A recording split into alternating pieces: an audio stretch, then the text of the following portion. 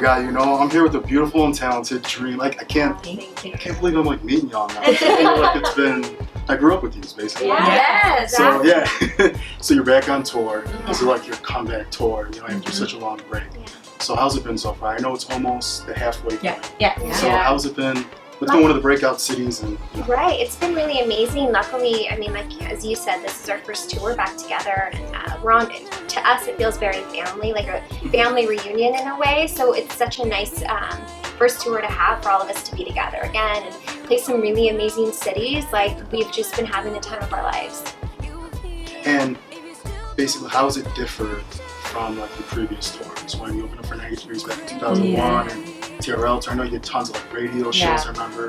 So how is it different? Like, is it a big change? I think it's a totally different experience. Being kids, and I mean, there were a lot of factors. Being kids, being on a record label, being in the pop music world the way it was back then, everything was, and we were so unaware. Like we weren't in charge of what was going on. We didn't really have a connection to it. So a lot of the time, we didn't know where we were. It was like, okay, let's just do whatever we have to do. Meet the A&R rep in this city, and then we do And now this time, I feel like we're all really focused on trying to be present and get the most out of the experiences. And each city has something different to offer. We have some of our kids on the tour with us. So it's like finding things to do, and also just for ourselves, you know, experiencing the culture of each city. And we've been making the most of it. And then on the flip side of that is just the relationships with the other artists. And we're adults now, and we are seen as adults, you know, so that's a different role to be in for us, and just being able to really embrace that. I think one of the biggest changes for me is now that we're women, there seems to be an extra challenge being an artist, because especially on this tour, we're the only women on the tour. So a lot of the audience are really, I mean, the majority of us are all men. So I've noticed that it feels almost as if we have to win over the audience a bit. So because these women are here to see these happy guys. And Also our fans were as young as we were. and so they were just as excited to be at a concert, whereas now the fans, like you said, you grew up with us and we're all the same age, so there's the ones that are like now have a beer in their hand, like woohoo, my childhood. And then there's the ones that maybe didn't know us, or you know, a lot of them are women who are coming to see, you know, the boy bands, and it is a challenge. It is a challenge, but it's a challenge that we're willing to take and accept, because I think it's actually perfect for us. We have a very strong and direct message, and that is women empowering other women, not just female empowerment, but you know, we love each other, we support each other. There's not a jealousy thing here. It's like, I love to hear her sing, I love to hear her sing. It's just, we want women to start that trend, as opposed to, you know, constantly like ripping each other to shreds. We live in a culture that, it is. It really, really is. So for us, it's, you know, we're very strong, powerful women, and I know that can be, you know, for some audiences a little bit, oh, I don't know how I want to respond to this. And you know, I think something that we really want to communicate that hasn't been tapped is that when women come together, it's an untapped power. It's, you know, I feel like we've lived in a culture for so long that really pins women against women, or women are constantly used to having to compete with another woman to get a man's attention, or you know, to get ahead. And you know, we're really, our message is to, you know, team up and empower one another. You know, it's Well, that's the other thing I don't see anymore. You don't see no like groups of today teaming up for tours. It's all like, oh, I'm the opening act, and you're just the main act, and you don't meet each other. It's just like back in the day, I feel like everyone was. Like the TRL. That's what makes this tour so exciting. Like I said, it's like a family reunion, because all of us respect each other's craft so much, and the fact that we're all so different, and and I mean, all of the gentlemen on this tour are gentlemen. For sure. 98 and O-Town and Ryan, like they have been gentlemen throughout this whole situation. Very respectful. Very respectful, and it is family. Like, you know, they have kids too, some of them, and so they're like, you know, very supportive, and so just to make that clear, that they're not making it hard for us. Great. And then, you know, when you first came out, that was like the glory days. Yes. How was it just like I mean, it was so, everything was, I know it was tough behind the scenes, but like to me it was like, oh my god, they have the vibe. Yeah. Like, I think we knew though. I think we knew, we were aware that pop was in the best place it had been in a long period of time, and we were all aware of it, especially when we were on the NSYNC tour and stuff, and they were doing like the song like Dirty Pop. Like everybody was very claiming the pop, you know, sound, and we were. I think just like the audience, I think we were. Having just as much fun with it, you know. Fans of it, fans of our own music. Yeah. Not in a conceited way, but just bright-eyed and bushy-tailed about the whole experience. Totally. Yeah. How do you feel about music today? It's like there's no more music shows. TRL's gone. Season Park is gone. Right. There's no Tower Records or Virgin Megastore. Yeah, like, it's really different. I hate it. Truthfully, I miss. Yeah. I miss the old times. Yeah. You know, you miss actually buying a record and looking at the lyrics and seeing the Getting producers. invested. That's how I grew The up. hours that I spent like poring over the jacket from That's what I'm saying. Like you don't have that today. So what is your, thoughts and opinions on just music overall in the industry? I don't know. I have mixed feelings about it personally.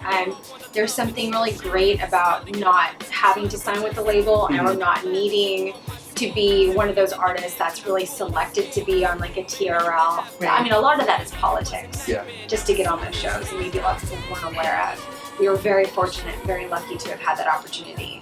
Now, now we have outlets through social media to communicate, with our fans, and also we just released a new song. It's our first song in 13 years called "I Believe," and we debuted that with Paper Magazine just yesterday, and that is amazing. Like we didn't have to go through a label in order to do that. We're able to give the music that the fans want and they're asking us for without someone, with our hands tied behind our backs, which is kind of what happened with the second record, Well, so I mean, just to even on that song actually was rewritten like 6 different times, and the first version of it that we wrote collectively was one that actually at the time I had ended up sending it out.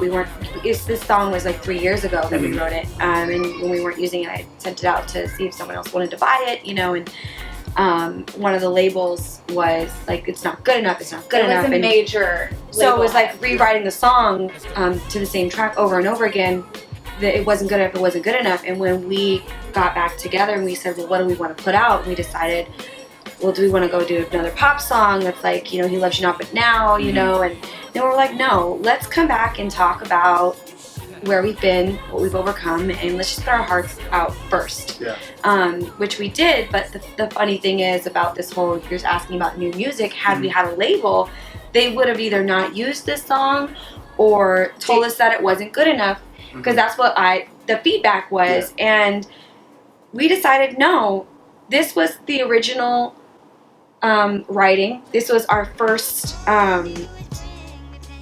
realness when we were writing, and authenticity. And it's so amazing that it's funny because nobody knows the song yet. When we do this song on stage, it's so powerful every night. People might be like looking at our costumes, like you said, girls might be figuring other things out. When this song comes on, people feel some type of way because they're getting a piece of us, a real honesty, and so that's the good thing about music now. We have the control, and we got to do that, and we get to state our piece, and the fans get to decide whether it's good or not. Who is really they are really the people who are the most important as far as continuing music and in control. I mean, these labels, they still exist, or just any network or that. Everything's based off of what they're seeing on fan reactions. So I don't think. I know fans know that they've got the power, but like really, it's what the fans. If the fans want to make us huge again, the fans have the power to do that. We can't do that.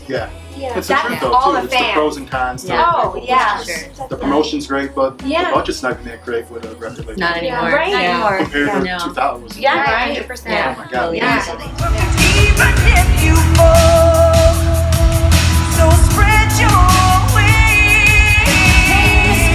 I don't need your muscles to have a chain, but today I'm screaming freedom. And I'm running to the beat of my heart. Hey, listen, you're seriously twisted, but thank you for the pain, 'cause you made me want to stop.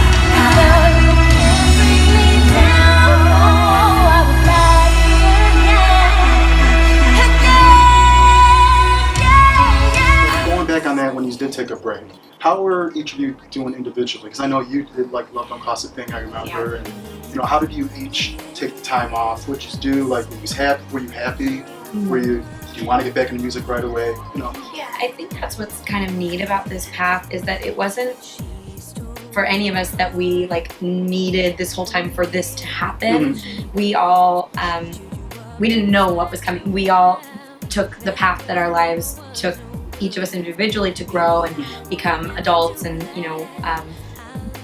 doing acting and improv that Melissa did, and for Diana like becoming a manager of several restaurants, and for Ashley becoming like a boss of like songwriting and producing, and like really finding her bearings there, and for me going to grad school and becoming an OT. Like we all found our passions in other areas as well, and so when we came back together it was like by choice. It was like, this is something that feels really good, and we want to share that as adults who now feel like complete people individually. Without a lot of the time as kids we were told that we were only a quarter of something, and now it's like, no, we're each 100%, and so when we come together we are 400% and then some. But and we also all did do music throughout our time off. I mean, I think music's a big part of all of us. It wasn't just one thing. I mean, I know that I may have like stuck in it.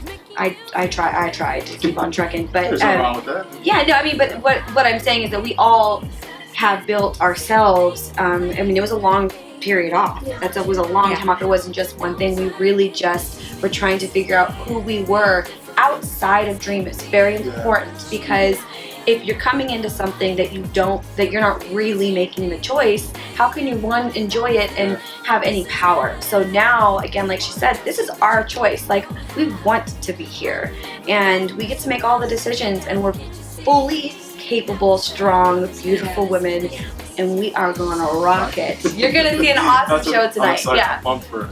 And last thing I want to ask you, have you talked to like anyone that you remember back, like Diddy and around to, have you ever like stood in contact with anyone? Or? We just saw Joey Fatone the other day. He like popped up and visited all of us on stage. He came on stage with us behind the stage, and it was so nice to see him, because I would probably say all the guys from NSYNC were so sweet to us, but he was one that always checked in, like, how are you girls doing? How are you acclimating? Checking in with our parents, and he was so good. So it was like to now see him 15 years later and have him be like, you girls are still doing the damn thing. And we're like, we are, isn't this crazy? Like, so that was nice. I know Ashley's seen Puffy a few times here and there, and it's nothing but, good vibes and no bad blood.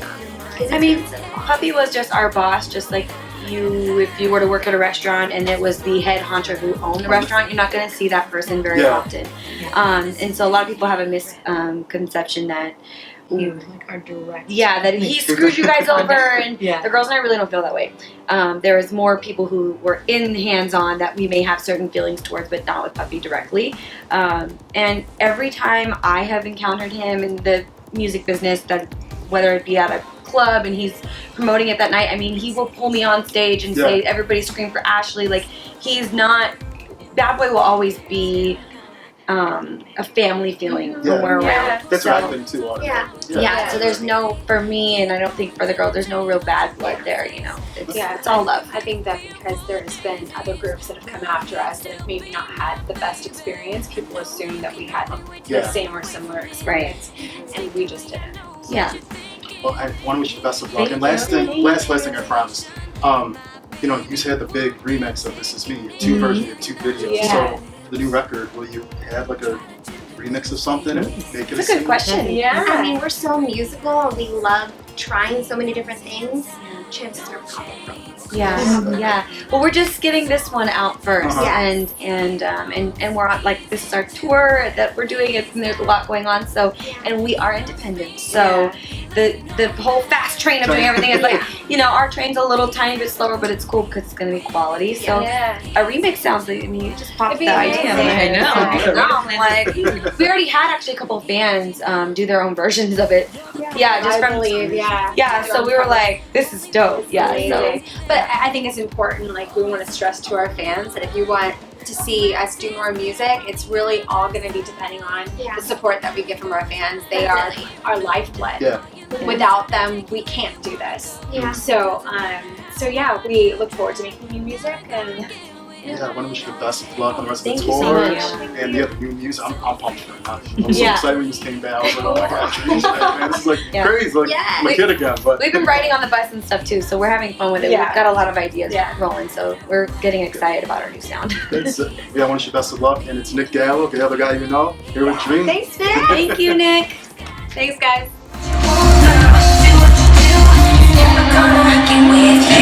You can touch your cherry lips.